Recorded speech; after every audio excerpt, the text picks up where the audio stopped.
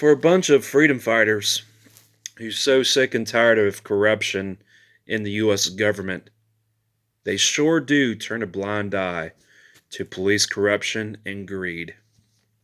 Then they turn around and say, because of what's going on up there in Canada, they say, oh, you can't arrest the truckers because they're peacefully protesting.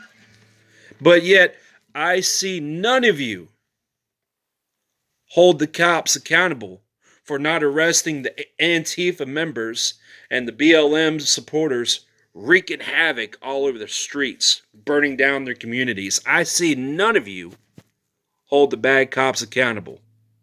But you spend all day long on freaking Twitter, Rumble, you name it. Even Instagram and Facebook and YouTube, you say, oh, these people, there's BLM supporters and all of them, and the Antifa members, they should be held accountable. Yes, they should be held accountable.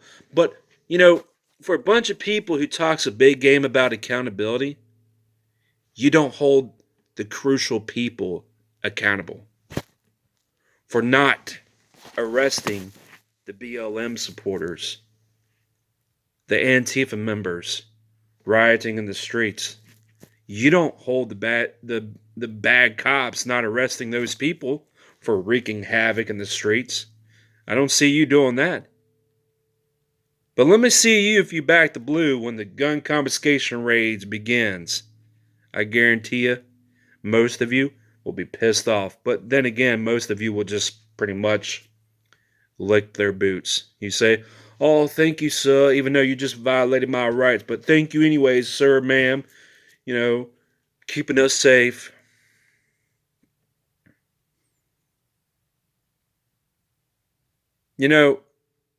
Protesting, you're placating to your masters.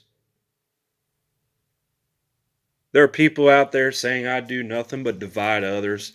I talk shit. You know what? Yeah, I talk shit, but with the truth.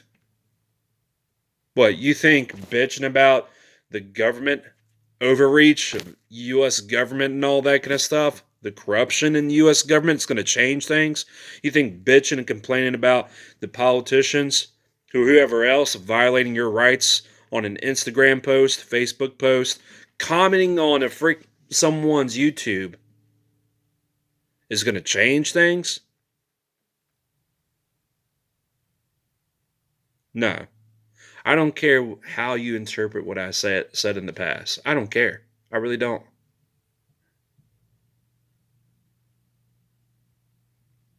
But what happens when those same people that you claim to support, what happens if they have guns drawn on you for no legitimate reason, with malice intent, with the intention to force you to submit while they violate your rights? What are you going to do? Most of you ain't going to do anything. You're just going to stand by or sit down. Like I said a while back, when they tell you to sit down, you sit down. When they tell you to lay down, you lay down. When they tell you to roll over, what do? You roll over.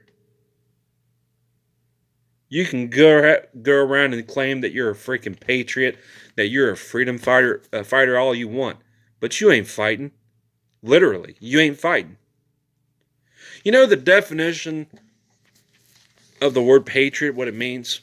It means that you defend one person or a bunch of people who claim to be patriots, who are real patriots, are defending their country. Now let's get down to the definition of defending. Defend. It requires violence to defend something. Something like a country, your rights, your property. You ain't defending anything.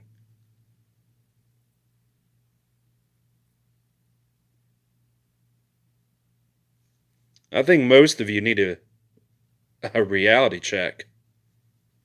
When it's gut checking time, yep, you best believe who's going to be on whose side right then and there. Who's going to be loyal or not. We're going to see who's the phony tough and the crazy brave when the bullets start flying. Yeah, we're going to see. You can take that to the bank. So go ahead and say, oh, I do nothing but talk shit. I talk shit but bring the truth to the table. What have you done? Don't go around and say, oh, well, what have you done? I've sent money to FUD-infested gun rights organizations. I said, give me my freaking money back. Y'all really, you think you're doing nothing more than placating to your masters, honestly. Begging for your rights. You might as well get on your hands and knees and say, please, sir, don't violate my rights anymore. Please don't do that, sir. Please. Guess what?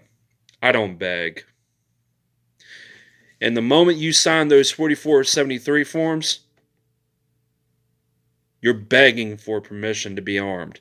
Don't go around and say, oh, I don't ask permission to be armed. Well, guess what? You did. When you signed those 4473 forms.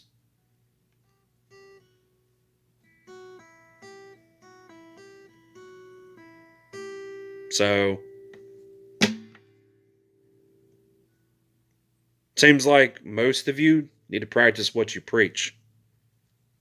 Honestly.